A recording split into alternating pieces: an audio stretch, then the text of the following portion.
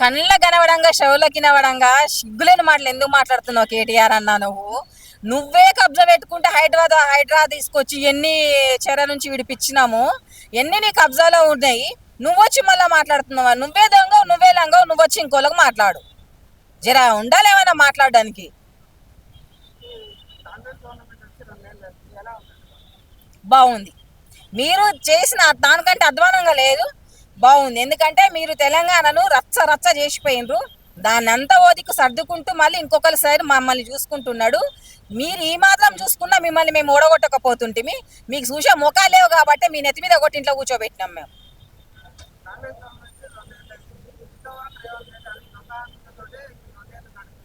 ఏ ఒక్క హామీ లేదా? సిగ్గు లేదా? ఫ్రీ బస్సు మహిళలు పోతున్నారు, ఎంత ఆశీర్వాదిస్తున్నారు. బస్సు ఫ్రీ రావడంతో మేము నెలకు 3,000 4,000 మిగిలినాయని చెప్పేసి, ఉచిత కరెంటుకు నెలకు 500 మిగిలినాయని చెప్పేసి, షోలాల మనబడదా కళ్ళల మనబడదా నీకు? 500 గ్యాస్ సిలిండర్లు ఇస్తున్నారు, కొత్త రేషన్ కార్డులు, సన్న బియ్యము. ఓరుస్తలేదా? కడుపు ఉబ్బసం అవుతుందా? యాసిడిటీ వస్తుందా? మోషన్స్ అవుతున్నాయా నీకు? ఏడగాలేవు. ప్రతి ఒక్క గ్రామాలకు రండి, ప్రతి ఒక్క గ్రామాలలో చూపిస్తాము. ఎంత ఆనందం వ్యక్తపరుస్తున్నారు వాళ్ళు.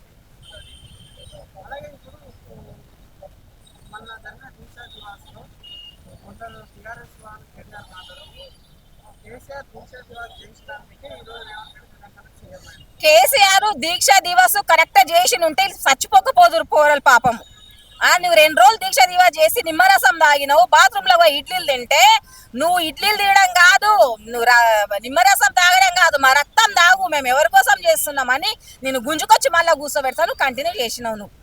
అర్థమైందా? అది మాకు తెలుసు. మేము చచ్చిపోలేము, ఇంకా బతికే ఉన్నాం. తెలంగాణ ఉద్యమంలో లేకపోతే రేవంత్ అన్న నీకు 6 వెహికల్ పంపించిండు, మర్చిపోయినావా? అడ్డం వస్తే రైఫల్ ఎక్కుపెట్టిండు, మర్చిపోయినావా? నువ్వు చచ్చిపోయిన నీ గురించి, తెలంగాణ గురించి ప్రాణాలు ఇచ్చిపోయిన వీర అమరులనే మర్చిపోయినోడు. నువ్వు రేవంత్ అన్నది ఎందుకు గుర్తుపెట్టుకుంటావు? ప్రతిపక్షంలో ఉన్నాడు కదా, నువ్వు గుర్తుపెట్టుకోవు. నువ్వు అమరులనే మర్చిపోయినావు. అలాంటి బతుకులు మీకు మీ పదవులే గుర్తుంటాయి. మీకు ఏడ ఎంత కబ్జా పెట్టుకోవాలనేదే మీకు గుర్తుకుంటది. ఇవన్నీ ఏం గుర్తుకుంటాయి మీకు? కబ్జా నుంచి హైడ్రా నుంచి విడిపించిన ఎవరి సొత్తు? బీహార్కి నెంబర్ పెట్టుకొని వచ్చిన, నెత్తి మీద ముల్లె కట్టుకొని వచ్చిండ్రా. ఈడికి వచ్చినాకనే కదా. ఒకప్పుడు మీ ఆస్తులు ఎంత, ఇప్పుడు మీ ఆస్తులు ఎంత? మీ అయ్యకి ఏ గతి లేకనే పాస్పోర్ట్ బ్రోకర్ గా చేసి మిమ్మల్ని పెంచి మిమ్మల్ని అవుట్ ఆఫ్ క్లాస్ చదివించిండు కదా.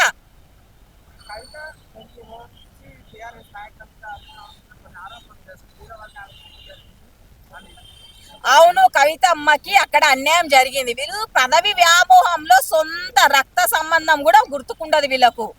ఏ రిలేషన్షిప్ వీళ్ళు వాల్యూ ఇవ్వరు. వీళ్ళు విలువ ఇచ్చేది కేవలం ధనానికి మాత్రమే. కాబట్టి అది ఆమెకు నచ్చక ఆమెకు అక్కడ అన్యాయం జరిగింది కాబట్టి ఆమె బయటకు వచ్చేసింది. మీ నిజ స్వరూపాలు బయట పెడుతుంది. 100% నిజాలు. బిడ్డ కన్నా ఎక్కువ ఇంకెవరికి తెలుస్తుంది? చెల్లెల కన్నా ఎక్కువ ఎవరికి తెలుస్తుంది? ఇంకా నిజాలు కాకపోతే మీరు సొంత చెల్లెలు మాట్లాడింది అది అబద్ధమైనప్పుడు మరి మీరు చేస్తున్న వ్యాఖ్యలు ఎట్లా నిజమవుతాయి? ఇది అబద్ధమైతే అదే అబద్ధమవుతుంది కదా. మరి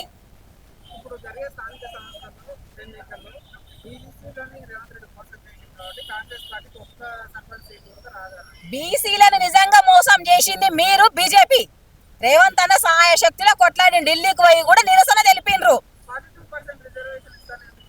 అదే 42% రిజర్వేషన్ కి మీరు బీజేపీ బీఆర్ఎస్ కుమ్మక్కయ్యి వీళ్ళిద్దరు ఇక్కడ స్టేట్ లో వీళ్ళు ఆపుతున్నారు, అక్కడ వాళ్ళు ఆపుతున్నారు. దీనికి ఈ 42% రిజర్వేషన్ సక్సెస్ కాకపోవడానికి కారణము బీఆర్ఎస్ బీజేపీ మాత్రమే. వీళ్ళ వల్లే జరిగింది. అయినా వదిలేది లేదు, తెచ్చే తీరేది. 4 రోజులు అటు ఇటు అయినా బీసీ ఏంది గెలుస్తారా అన్న ప్రతిసారి గెలిచి చూపించినాము, వస్తారా అన్న ప్రతి చోటుకు వచ్చి చూపించినాం, చేస్తారా అన్న పని చేసి చూపించి ఇంకా మీకు సరిపోదా?